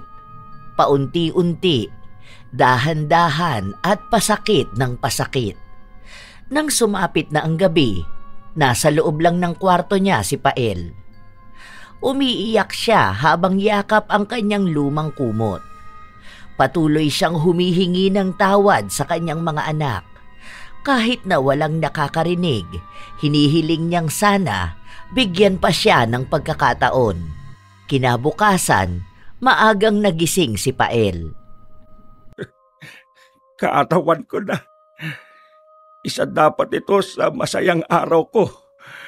Isang espesyal na araw, kaya dapat espesyal din ang susuotin ko. Nasa na ba yung kulay berde kong damit na tinahipan ng aking butihing asawa? Ay, eto. Alam ko, kasya pa ito sa akin eh. Ang tagal ko na rin hindi ito nagagamit Nagbihis ng maganda si Pael. Nag-ayos siya ng kanyang sarili. Maganda ang pagkakasuklay ng kanyang buhok.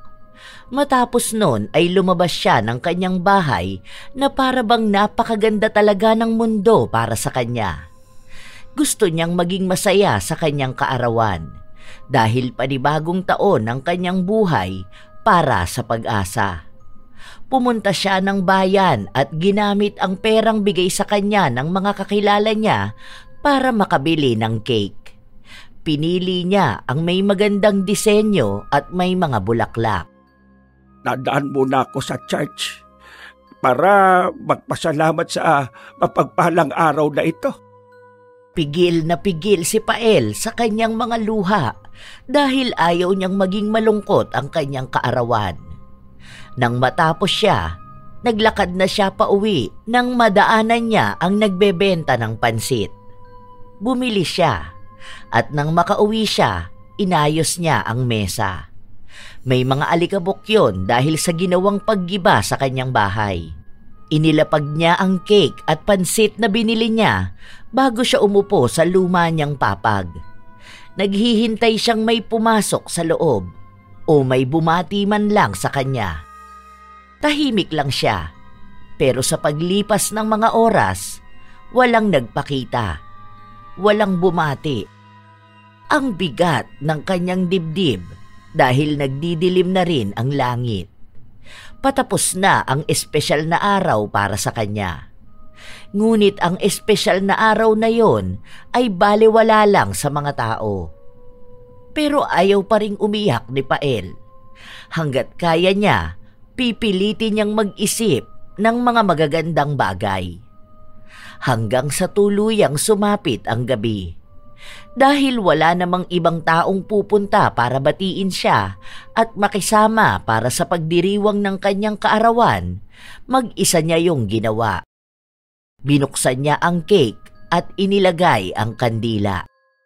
Happy birthday to me. Happy birthday to me. Happy birthday, happy birthday. Happy birthday to me. Maligayang kaarawan, Pael. Sana'y masayang araw na ito para sa'yo. Hinipa na niya ang kandila bilang pagbati na kaarawan na nga niya at dapat masaya lang siya. May 8 platito sa harapan niya. Yon ay para sa kanyang pamilya, sa asawa niya at sa 5 anak, sa kanya at sa apo. Itong unang slice ng cake para sa paborito ni tatay, para sa panganay kong anak na si Emil. Ayan, may pansit pa para sa iyo si tatay. Kasi alam kong paborito mo yan, anak ko. May 2 kalamansi yan para hindi mo na agawan si Lourdes. Ito naman pangalawang hati para sa bunso kong si Giselle. May flower icing pa yan na. Ito, kulay pink. Kasi favorite color mo yan, di ba? Para talaga sa'yo yung flower icing para hindi ka na umiyak. Kasi di ka binigyan ng birthday ng pinsan mo. At ito namang susunod na hiwa ng cake para sa matalino kong anak, si Letlet. Anak, congrats nga pala. Ang galing mong sumayaw kaya nanalo ka sa contest. Dahil dyan, 2 hiwa ng cake ang para sa'yo. At itong susunod para naman kay Lourdes. 2 rin ang kalamansi ng pansit mo dahil parehas kayo ng kuya mong mahilig sa kalamansi. At para naman sa matapang at pogi kong anak, si Crisanto. Ayan, walang icing ang cake mo dahil hindi ka mo masarap. At para naman sa mahal kong asawa, mas malaki ang hiwa ng cake kasi mas espesyal ka. Ay, teka, hindi naman pwedeng mawawala ng paborito kong apo. Ito ang para kay Richie. May isa pang flower icing. Color yellow kasi ito ang favorite color mo, di ba? Ayan. O tara, kumain na tayong lahat. Handa yan sa inyo ni tatay. Mahal ko kayong mga anak ko. Mahal na mahal. Iniisip ni Pael na kasama niya ang pamilya niya kahit na ang totoo ay mag-isa lang siya sa loob ng madilim niyang bahay. Kinuha niya ang cake na para sa kanya at kada subo at kain niya nito, tumutulo ang kanyang luha. Wala siyang ibang malasahan kundi ang pait ng katotohanan na wala nang ang nagmamahal sa kanya. At kasalanan niya yon kung bakit. Sa mismong kaarawan niya, mas masakit ang paniningil ng karma. Mas malalim at mas mabigat ang pagsampal sa kanyang yon ang nararapat sa isang halimaw na ama. Nagpapanggap siyang tumatawa at may kausap. Dahil iniisip niya na kung naging mabuti siyang ama noon, ang ganoong pangyayari sa imahinasyon niya ay maaaring naganap sa tunay na buhay. Hindi umiiyak ang mga anak niya at hindi nanginginig sa takot, kundi tumatawa kasama siya. Nakikita niya ang mga bata at ang inosenteng mukha ng mga anak niya. Nagpapakasaya sa cake at pansit na handa niya. Kung paano maging masaya ang mga anak dahil sa simple pero espesyal na paghahanda. Lahat ng pangyayari na yon ay sa kanyang isipan na lang dahil hindi naman niya kailanman maibabalik ang nakaraan para ituwid ang pagkakamali na nagawa niya. Emil, Lourdes, huwag na kayo mag-away dyan. Ito, meron pa ditong kalamansi. Ay, nako kayo talaga, oh. Ang hilig niyong gawing maasim ang pansit ninyo. Oh, ikaw apo ko, Richie, gusto mo pa ba ng cake? Teka, ano to? May regalo kayo sa akin? Wow! Maraming salamat sa inyo. Mahal na mahal niyo talaga ang tatay, ano? Kinuha ni Pael ang isang regalo na siya rin naman ang bumili para sa kanyang sarili. Pinabalot niya yun sa tindahan para kahit na paano ay may bubuksan siya. Ang laman ng regalo na yon ay isang pares ng tsinelas. Upod na kasi ang ginagamit niya at nasusugatan siya kapag naglalakad. Masaya siyang sinukat ang tsinelas at pakunwari na pinapakita sa kanyang mga anak. Ganon sana ang mangyayari kung iba lang ang naging paraan niya sa pagpapalaki sa mga yon. Nagpatuloy si Pael na kumain hanggang sa nagpasya na siyang humiga. Inayos niya ang sapin ng higaan niya sa lapag, pinagpaganyon at saka siya humiga. Patatapos na ang aking kaarawan at naging masaya naman ako dahil nakikita kong masaya ang mga anak ko. Sa pagpikit ng mga mata ni Pael, yun na rin ang huling gabi niya sa mundo. Ang huling kaarawan. Dulot na rin ng kanyang katandaan, binawian na ng buhay ang matanda. Wala pang nakakaalam ng nangyari hanggang sa dumating ang kanyang apo kinabukasan. Naabutan niya ang mga platitong may lamang cake at ang pansit na binili ni Pael. Dahil ayaw magising ng matanda, tinawag ni Richie ang kanyang ama at doon nila nakumpirma ni Emil na patay na nga ang kanyang ama. Kaya tinawag niya ang dalawa pa niyang kapatid. Nakatayo lang sila sa harapan ng bangkay ni Pael. Nakangiti ito na para bang tinanggap na niya ang katapusan ng kanyang buhay. May handa po si Lolo. May cake po siya at pansit. Wag mo nang pakialaman yan, Richie. Wala na po si Lolo. Hindi ko man lang po siya nakantahan. May regalo pa naman po ako sa kanya. Lumapit si Richie sa kanyang lolo. Bit-bit ang isang regalo na ibinalot niya gamit ang mga rita-ritasong papel na natira niya sa paggawa ng proyekto sa kanilang paaralan. Kinuha niya rin ang kandilang nakatirik sa cake at pinasindihan yun sa kanyang ama para ipantirik sa gilid ng bangkay ng matanda. Happy birthday, Lolo!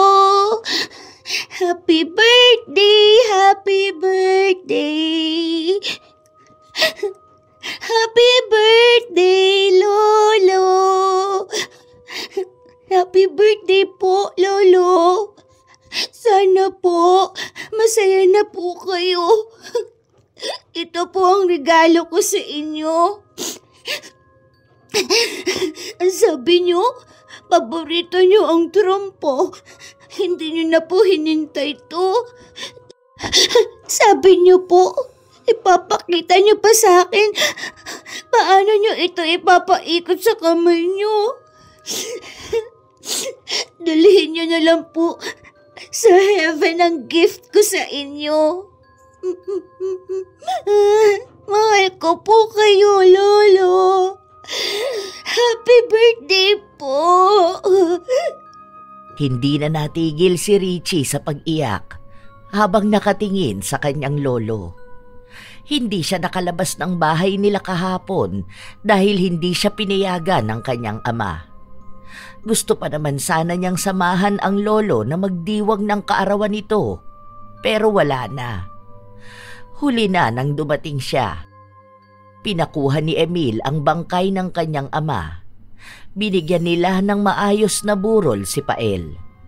Umuwi rin ang dalawang anak nito na nasa ibang bansa para kahit sa huling pagkakataon at kahit nabitbit pa rin nila ang galit sa kanilang ama, pinagbigyan pa rin nila itong magsama-sama sila sa paghatid sa kanya sa huling hantungan. Ibinigay rin nila ang huling hiling nitong ilibing siya sa libingan din ang kanyang asawa. Habang naglalakad sila papunta sa sementeryo, biglang bumuhos ang malakas na ulan. Karamihan sa kanila ay sumilong, ang iba naman ay nagpayong, habang si Richie nagpakabasa sa ulan.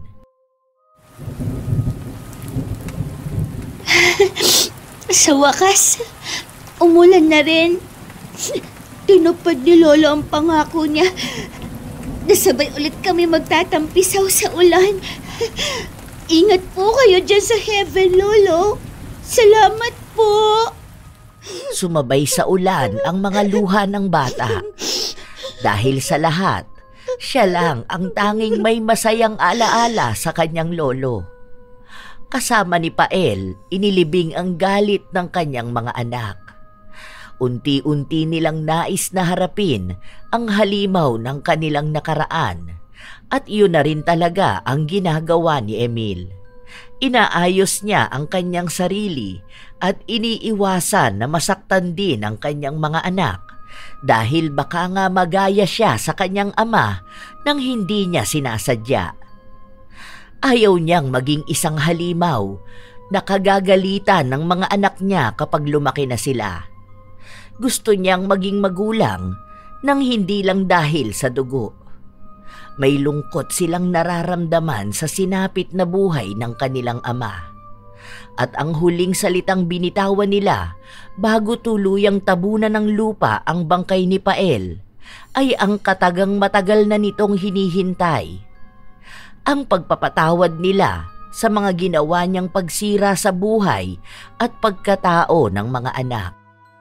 Nakakalungkot man ang sinapit ng buhay ni Pael, lahat yon ay binunga ng kanyang mga ginawa noong siya'y nabubuhay pa. Sa huli, ang itinanim niyang kasamaan, yun din ang kanyang inani.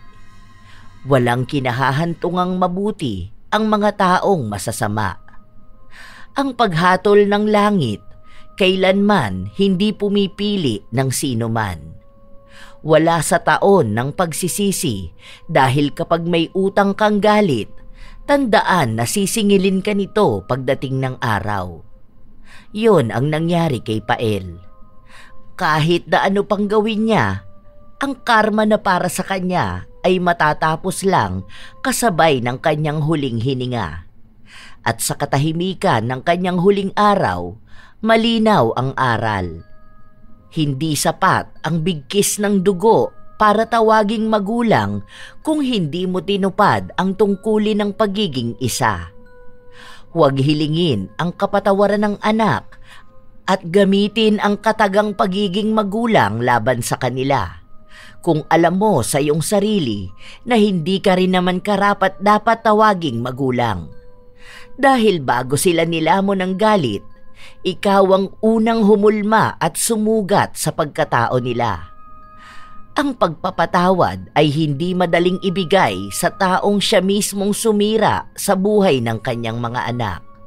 Sapagkat walang saysay ang katagang magulang mo pa rin sila, kung sa puso't gawa ay hindi mo kailanman pinanindigan ang pagiging magulang.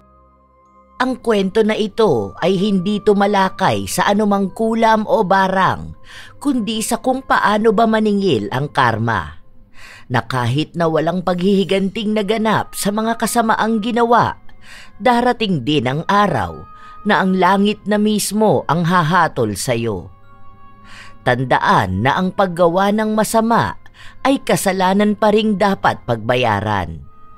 Kahit na ilang taon na ang lumipas, hindi nakakalimot ang langit sa kung sino ba ang parurusahan nito.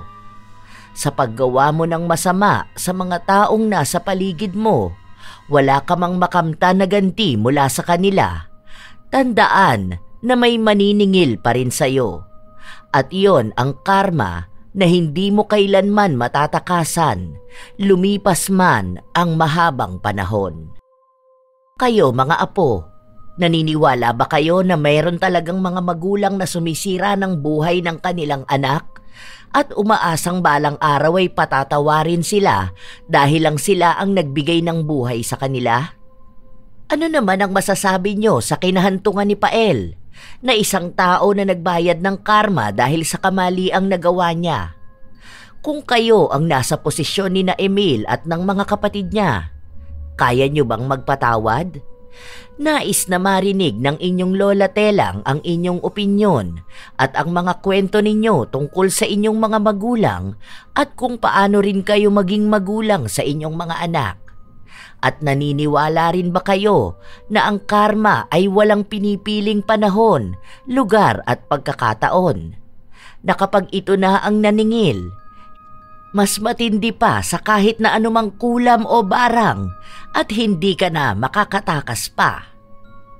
Shout out sa ilan sa masusugid na tagapakinig ng mga istorya ni Lola Telang. Angeline Galo, Jaja C, Matthew Eduardo, Sydney Crosswind, Fatima Perez at sa anak niyang si Jefferson at apo na si Jeffrey Deniega at sa kapatid na si Jennifer. QK, Juvie Perez at Leia Eman. Ira Karil Resare, Ilocana Vlog ng Qatar, Ami Yong, Mary Jane Rico, Supladang Pasaway, Lady Lynn, Razon Yao, Jodilyn Pakin, Noemi Garcia Pabunan.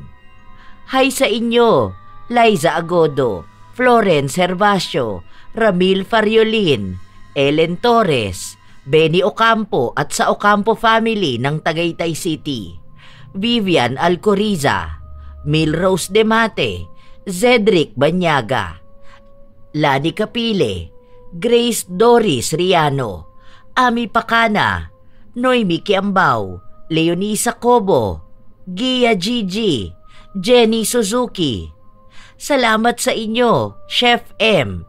Shout out din kina Lucky Pontevedra, Kuya Dennis at Poging J, pati na rin sa lahat ng mga taga-Amira Boxes Handicrafts ng Laguna.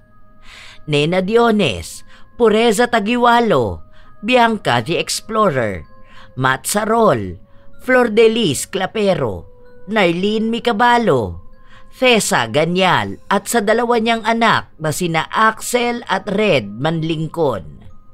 Rodina Miel Panes, Gladys de los Santos, AJ Chua ng Zambales, Lita Alipio, Catherine Alipio, Balot Alipio at Amoris Alipio. Letty Joachim, Lydia Lopez, Marie the Lightworker. Hello din sa inyo, Jenny V. Suco, Elizabeth Dunca, Ray Galedo at sa Galedo family, Rubina 266, Via Nolasco, Irene Gonzaga Castillo, Chloe Abalos, Nico Libranda at sa Libranda family, Jessica Araneta, Roda Bieri, Arlene Torquiza, George Gomez, Rosalina Bugayong, Kimpoy Feliciano, Riz Magante. Salamat sa palagi niyong suporta. Joey Ignacio at sa Mawak family, Mirna Alfaro, Janisa Toledo at sa Toledo family, Ana Orada at sa mga taga EJ Dulay, Lawang Northern Samar na sina Althea Orada, Akisha Orada, kina Jocelyn Akuin Baluyot at Reynaldo Baluyot, Angelina Galo, Annaliza Malatbalat, Asodisen Serila, Gloria Taer at sa Amparo family, kina Antonio, Cindy, Mary Ann, Hazel, Isaac, Calvin, Gian, Jaden, David, Antoinette, Yuna at Rune, kina Fidel Padayaw, Mami Helena Salamanca, Toms Padera, Analo Bacaro, Tigoy at Suzette, kina Papa Opong at Mama Lol, AJ at sa Team Manok,